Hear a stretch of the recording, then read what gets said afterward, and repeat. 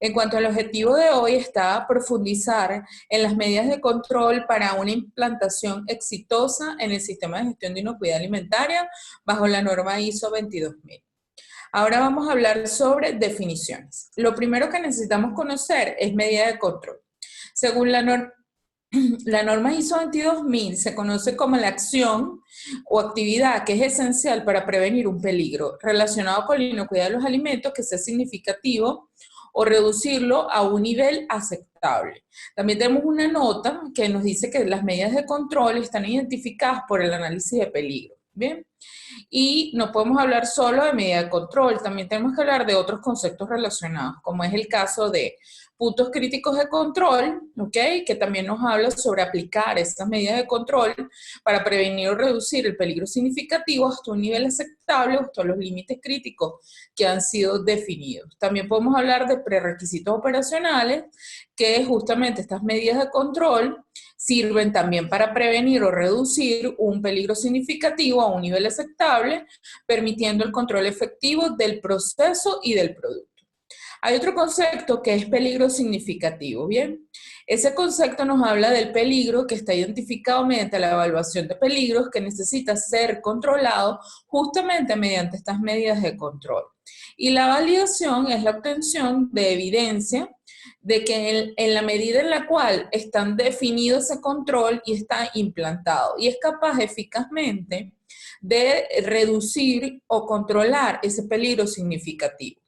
Entonces, estos son los conceptos relacionados a medida de control y los vamos a ver a través de la gestión en los PCC y los prerequisitos operacionales. Entonces, vamos a ver cómo funcionan las medidas o combinaciones de medidas de control. El primer punto que tenemos que tener es el análisis de peligros. En ese análisis de peligros tenemos tres etapas que son definir el ingrediente o la etapa del proceso, que es esta, básicamente todas las etapas que van desde recepción, preparación, procesamiento, empaque, almacenamiento, inclusive el despacho, hasta el cliente o el consumidor, dependiendo cuál sea el proceso, ¿verdad?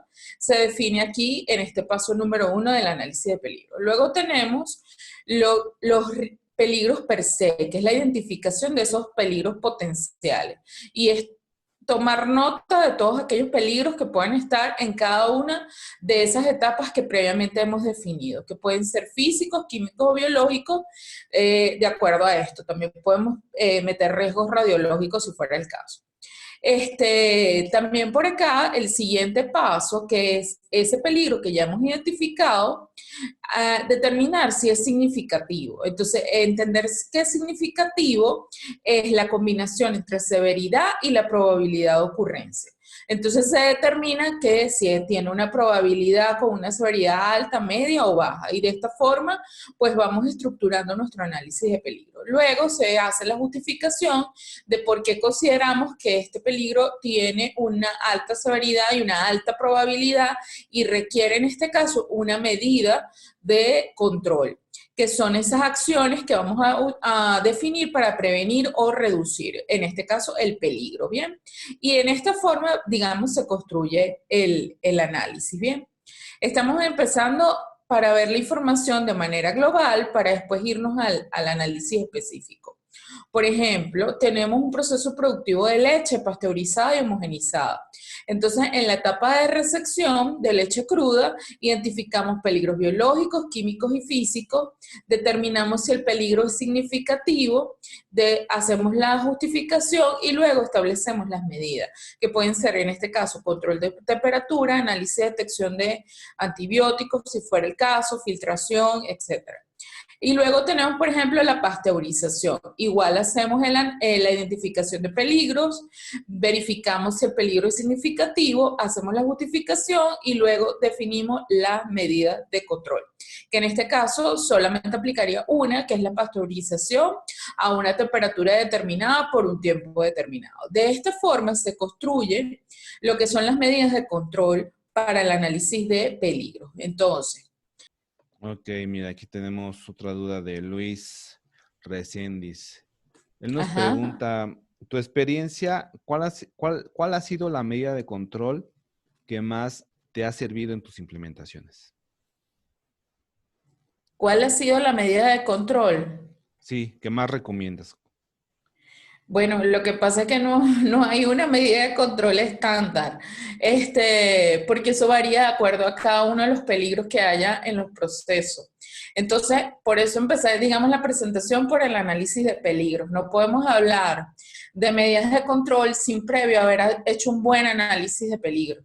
Entonces, digamos, construyendo la casa, nuestro piso sería por identificar etapas de proceso, luego peligros, luego determinar la ocurrencia de esos peligros y su severidad y probabilidad de ocurrencia, los justificamos y luego ahí definimos medidas. Entonces, no hay como así una medida de control estandarizada. Eso va a variar de acuerdo al tipo de proceso productivo y de acuerdo también a la realidad de aplicación en el país y a la instalación que se tiene, porque de repente yo puedo tener un proceso productivo que es por pasteurización, pero mi proceso productivo y tiene intercambiador de placas con tubo de retención, pero de repente yo tengo otro que tiene marmitas, entonces ahí va a variar también esas medidas de control. Entonces, depende mucho de lo que yo tenga instalado en la empresa y entonces allí se define lo que es más adecuado.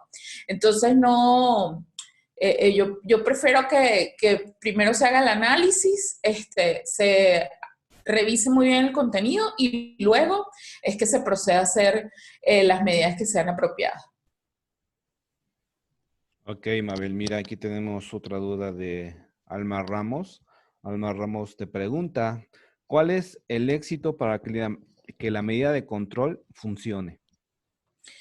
Ok, esa, chévere esa pregunta porque el éxito para que una medida de control funcione es que primero yo haya hecho las etapas previas, que es la selección de la medida, luego tengo que determinar si la medida como tal tiene probabilidad y cuál es la severidad de que se incumpla esa medida y luego hago una validación. Entonces, cuando se hacen digamos, estas etapas previas, efectivamente va a ser una medida exitosa. Si yo me brinco alguno de estos puntos, quizás no haga un buen análisis y eso impida que la medida efectivamente prevenga o reduzca a un nivel aceptable el peligro que se tiene identificado.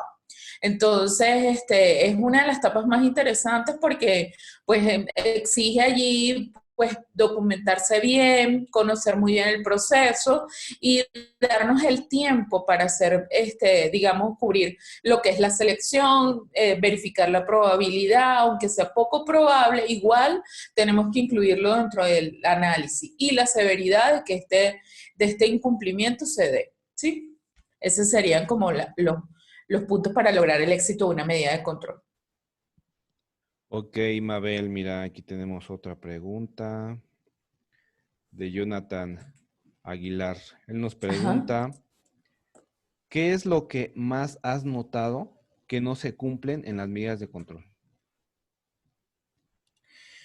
Bueno, el antes y el después, ¿no? En el antes, usualmente la probabilidad y la severidad de que ocurra un evento o un incumplimiento.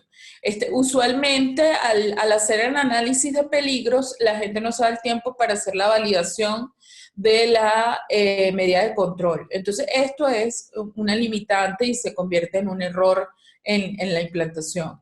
Y en el después, en los seguimientos, hay que ser muy riguroso al hacer seguimiento con la frecuencia establecida y con el método definido de los PCC y de los prerequisitos operacionales. Si esto no se da, entonces la medida efectivamente no necesariamente se esté cumpliendo. Entonces lo dejamos a la suerte y ahí es donde vienen los problemas, ¿bien? Entonces podemos pasar a liberar productos que no se están cumpliendo. Esto es usualmente los problemas que se dan. Ok, Mabel Fumero, y bueno, pues son todas las preguntas. Creo que bastante completo el tema. Gracias, Mabel. Bueno, gracias a ustedes y bueno, por la oportunidad. Gracias, Edgar, siempre por estos espacios que son invaluables. Y bueno, gracias a los participantes. Feliz día. Gracias, Mabel. Te mandamos un abrazo.